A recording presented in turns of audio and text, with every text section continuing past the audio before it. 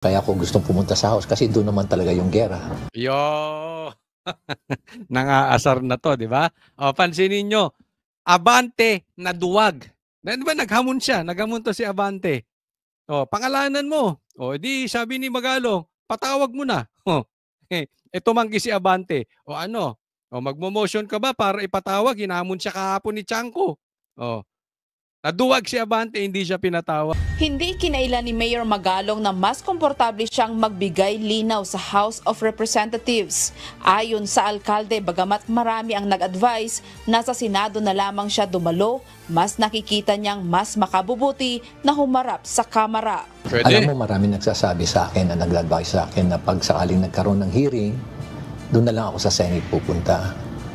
Pero alam mo, sabi ko nga na hindi ako gaano makakapag-articulate yan sa Senate kasi friendly forces yun eh. Mas mabuti siguro na pumunta ako doon sa House kasi nandun yung controversial issue. At kung sakaling nagkasabay nga, doon ako sa House pupunta. Nakahanda kami na humarap dyan. At ulitin ko yung sinabi ko. Ngayon, inaasar na, no? Naalala ko tuloy yung mga kabataan natin, no? Pag hindi pumapalag, nangaasar na, oh. Oy, Abante! Pinagtatawanan ka na, tambaluslos. Oh, pinagtatawanan ka na ni Magalong, oh. Ayaw niya sa Senado kasi friendly daw doon. Mababait ang tao doon. At saka nandiyan ang gera. Kasi mga busabos mga bardugolero, mga tao dyan sa hindi mo alam kung pinulot sa basura. Hindi po lahat, pero yung iba dyan, parang katulad nila Abante, di ba? Sa bagay, si Abante matapang yan pag vlogger ang kaharap. Pero pag politiko, wala, duwag din yan. No, hanggang vlogger lang yan. But anyway, andoon ang totoong gera. Sinasabi na ni Magalong, ito hinto ha, andoon ang kontrobersya. Sinasabi niya. Ibig sabihin, andyan ang magnanakaw. Ibig sabihin, andyan ang mga kurap. Ibig sabihin, andyan yung mga ghost contractor, ghost project na mga contractor. Andyan dyan. Ang problema talaga ng bansang Pilipinas, nandyan po sa Kamara, sa mga congressman. Hindi po nila lahat. May mga matitinong congressman dyan, katulad nila Pulong. Pero karamihan dyan, hindi man lahat, marami dyan. Sabi nga, may listahan na po. May video na, may listahan po. Mamaya pag-uusapan natin kung sino-sino itong mga magnanakaw dyan, yung mga buhaya. Kaya kung saan ang gera, doon kami dapat pumunta. Iginit pa niya na mas makakapag-articulate siya sa House kung saan... Ayan, no? Gusto kong makakita nyo yan. Ito yung mga protector ni Saldico. Yan yung mga ayaw. Pag-articulate siya sa House kung saan... Ayan. Nakapaloob. Ito, yung binastos-bastos na to ni Isko. Ito si Chua, biglang lumuhod kay Isko. Ito, ang mga mainit na usapin. Ay, si Suarez, nako. Suarez, may tanong ako sa'yo. May connection ka kay Saldico? Hindi, nagtatanong lang ha. Nagtatanong kasi may mga naglalabasan sa Facebook di ba? Oo, yung party list ni Saldico may connect. Di umano kay Suarez. Tanong ko lang, best friend ba kayo ni Saldico? Tatanong ko lang ha. Ayan. Ito yung mga matitinong, mga taga-taon. Kaugnay nito, nilinaw ni Magalong na hanggang ngayon ay wala pa siyang natatanggap na formal na impormasyon mula sa Malacanang. Puro kayo porma? Isa ka pa, Bongbong Marcos, puro kayo porma. Di ba? Bakit hindi kayo gumawa ng ng investigasyong totoo? Independent ha? Kasi isipin mo, ito ay ating lang ha. Ang problema nasa Congress, sa Kamara. Tapos naggawa sila ng investigasyon doon, parang loko-loko. Di sila yun. Si Marcos, hindi ko alam kung paano niya iimbestigahan. Ayaw niya pa-imbestigahan kay kay Magalong. Kanino mo gustong pa-imbestigahan? Kay Boying Remulla? Kay John Vic Remulla? Anong mangyayari dyan? Kay Torre? Ano katatapusan niyang flood control project na yan? Di kasalanan ng Duterte, wala talaga tayo masusolusyon ng problema. 'Di ba? Dapat kung talagang kayo desidido masolusyonan itong problema natin sa baha, yung kasi alam mo, sa Pilipinas, may mga bagay na kaya mong itago. Pero ang napili ninyo, pagkuhanan ng kurakot, baha. Hindi nyo maitatago yan. Wala po tayong lokohan dyan. Makikita at makikita yan. Isipin mo, ang binabaha, Quezon City. Ang binabaha, Maynila. Ang binabaha, Bulacan. Mag-iimbestiga kayo sa Davao. Para kayong loko-loko nun. 'Di ba? Para kayong tanga nun. 'Di ba? Hindi mo pwede itago. Kontento tao sa Davao eh. Masaya sila doon. Ba't nyo ginagambala? Puntahan nyo yung mga problema. Oh. Partikular dito ang isyu ng pagkakasama umano niya sa isang independent commission na siyang magsisilbing imbestigador. Very receptive siya. At the same time, talagang good listener siya. Nakikinig siya talaga. At na-impress naman ako dun sa kanyang determinasyon at conviction. At the same time, yung kanyang commitment talagang i-address talaga itong corruption na nangyayari, especially sa infrastructure projects. Hindi ko alam kung yun ang nagkaroon ng impression sa kanya, kaya niya ako siguro kinukonsider dyan sa commission. I haven't received anything yet at the moment. Hindi ko rin alam kung kasama ako dyan sa commission na yan. Subalit, naniniwala ang alkalde na makakatulong ng malaki ang pagbuo ng isang independent commission upang mawala ang anumang pagdududa sa kakalabasang resulta. Ayon kay Magalong, kung mga credible at kilalang individual ang mamumuno dito, mas maniniwala ang publiko sa magiging rekomendasyon ng grupo. Siguro nakita niya talaga yung wisdom na talagang dapat maging independent yung body na mag-iimbestiga. Yun, yan ang dapat. Independent. Kasi hindi po pwede na alam nyo may bahid din dito si Marcos. Bakit? Pinagbalaki niya ito eh. Di ba? Pinagbalaki niya yung flood control. Ngayon, nagka-problema sa baha, tila ang kanyang exit lang ay manisi ng ibang tao. Pero tatandaan mo, Marcos, sino bang pumirma? Sino bang pumirma ng mga budgetan yan? Sino bang nag-agree? Sino bang nagmalaki? Ikaw ang nagmalaki. Ikaw, alam mo, being a leader, pagka pumalpak yung grupo mo, hindi ka naghahanap ng ituturo. May pagkakamali ka doon, directly or indirectly. May pagkakamali ka, may pagkukulang ka.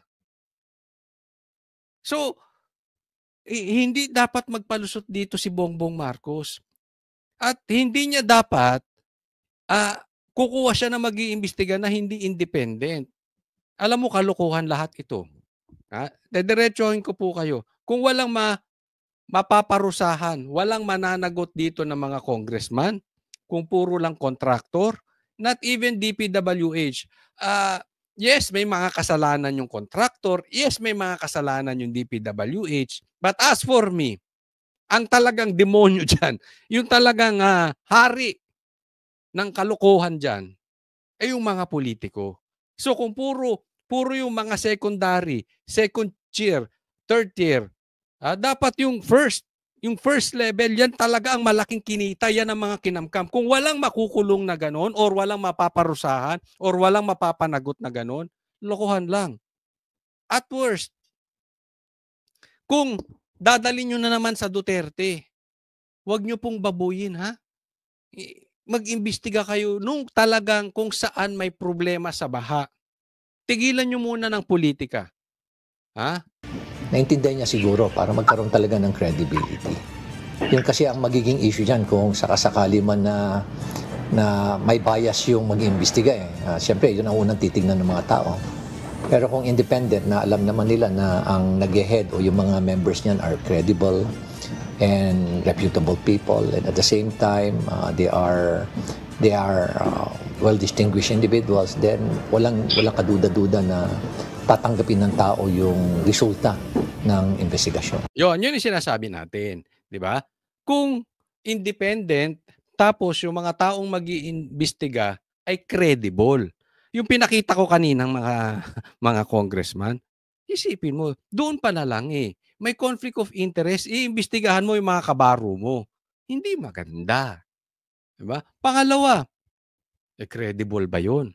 Kasi ang usapin dito, hindi yung makapag-imbestiga ka lang. Yung may mema lang, may masabi lang na nag-imbestiga. Yung tama yung sinabi ni Bagalong, papaniwalaan ng tao. Kasi kung hindi rin credible, hindi rin papaniwalaan ng tao yung investigasyon. Yan po ang ginagawa dyan sa kamera. Sabi walang ayaw ilabas si Saldico. Ayaw ipatawag si Magalong. Ano mangyayaring investigasyon dyan? Di lokohan. It is as if like this. Makinig ka, Bongbong Marcos. This is very crucial. Hinahamon ka halimbawa ng drug test sa PIDEA. Bigla kang naglabas ng drug test sa St. Luke's. Ano mang purpose ng drug test? Para mapaniwala ang taong bayan kung ikaw ay adik or hindi adik. Bangag or hindi bangag. Hindi yung basta lang makapagpa-drug test. Yun po ang purpose nun. Maliwanagan, malinaw, malinis yung pangalan mo. Kasi naaalala ko, sinabi ko na yan nung election eh. Nag-uusap about drug test. May drug test, nagpa-drug test yung iba, may video pa, nakita ko sila Lacson, sila Isko, kung sino-sino nagpa-drug test. Pumunta sa PIDEA. May mga media. Bigla-bigla na lang, out of nowhere, si Marcos naglabas. Drug test sa St. Luke's. Diba? Kaya hindi naniniwala ang tao. Anong sabi ko that time? Hindi maniniwala ang tao dyan. Huwag mong takbuhan ng problema. 3 years after, yan pa rin ang sinisigaw kay Bongbong Marcos. Magpa-drug test ka. Bakit? Anong ibig sabihin? Hindi kasi kapani-paniwala yung drug test na ginawa niya eh. Out of nowhere, biglang, hindi ko sinasabing hindi po totoo yung drug test ng St. Luke's. Pero bigla-bigla, yung iba nagmamalaki pa, nakamedya, eto, magpapadrug test kami. Ikaw bigla may result. Hindi pa sa PIDEA, St. Luke's. Diba? Tama ba yun? Kung yun, nagpakuha ka sa PIDEA, nakakamera ka, may mga media nakatingin. Kinupitan ka ng buhok. Bakit? Yung investigasyon credible. Kapani-paniwala. Ganitong ginagawa ng kamera. Niikot-ikot nyo yung tao. Akala nyo naluloko nyo yung tao. Ginagawa nyong tanga ang mga tao. Hindi nyo magagawang tanga ang mga tao. Akala nyo lang nagagawa nyong tanga. Diba? Ang baba ng tingin nyo sa mga Pilipino, pero hindi. Hahabulin kayo. Same thing nung sinabi ko kay Marcos until now. Sigaw ng tao, bangag ka, magpa-drug test ka.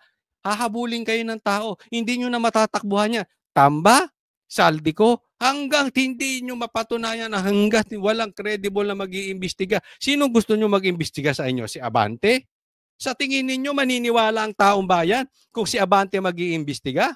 Si Suarez? Yung Quadcom? Sa tingin ninyo, maniniwala ang taong bayan? Niloloko nyo sarili nyo kung sa tingin ninyo, maniniwala ang taong bayan.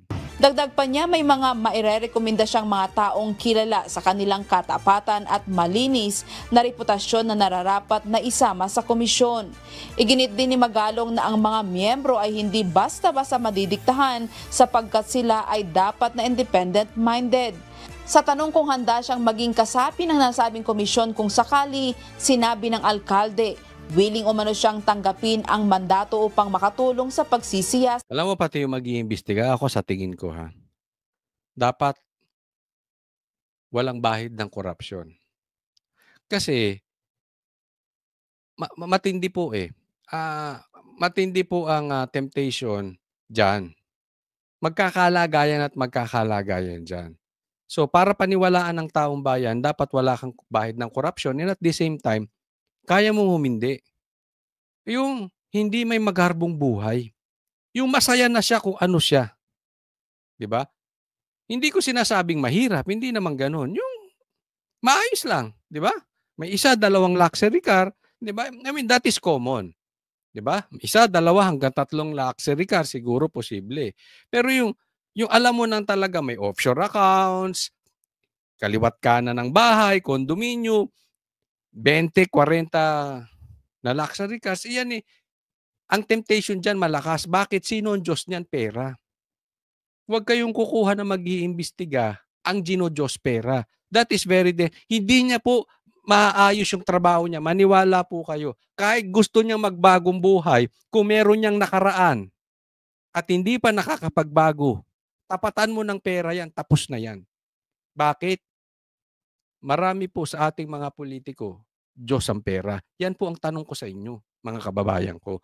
Sa tingin ninyo, pakilagay nyo dyan, sino-sino mga politiko ang ginodiyos ang pera? Yung pagdating sa nanginginig ang tuhod, lahat gagawin. Basta may katapat na presyo. Sige, pakilagay nyo dyan. Pakilagay nyo dyan sa comment section. Pero wag nyo na rin pong kalimutan. Paalala lang din. Mag-subscribe kayo. Okay, diretso. Hindi lamang sa flood control, kundi sa lahat ng iba pang infrastructure projects na may anomalya. Aminado ang alkalde na mabigat ang trabaho ng isang komisyon, subalit nakahanda siyang gampanan ito kung ito ang kakailanganin ng bayan. Grace. Ayan. Sana seryosohin this time ni Marcos. Pero palagay ko hindi. This is my opinion. Dawit si Marcos dito. Hindi po pwedeng hindi mananagot din si BBM dito. Meron siyang, again, ulitin ko, meron siyang kasalanan dito, directly or indirectly.